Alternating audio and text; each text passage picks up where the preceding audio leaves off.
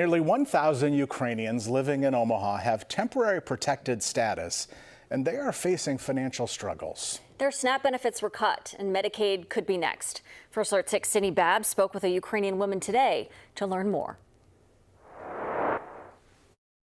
Our concerns really are that we keep folks housed, fed, and with a legal status.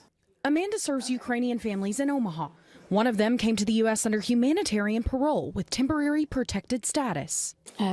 When started war in Ukraine, we came in America. Amanda's client chose to remain anonymous to protect her family. She's taking English classes at MCC, but occasionally needs a translator. Her husband, and their 4 children have faced their challenges and are now facing a new complication.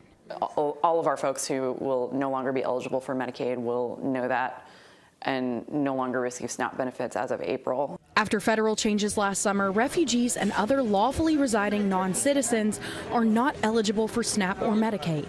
Amanda's client said her family has already lost theirs.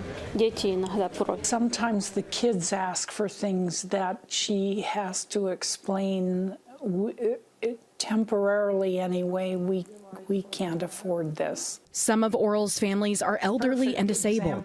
They rely on SNAP and Medicaid to survive here. For Amanda's client, her family is making different sacrifices to stay in the U.S.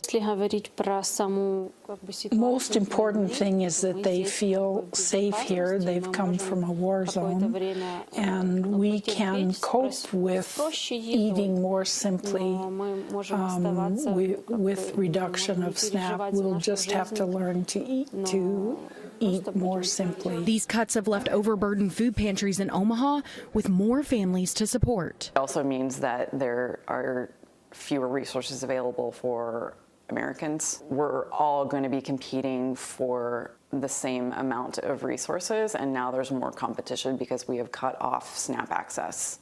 In Omaha, I'm Sydney Babb, First Alert 6.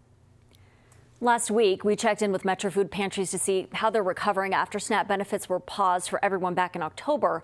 They said the higher numbers they've seen since October are not slowing down as more people with temporary protected status and refugees need that support.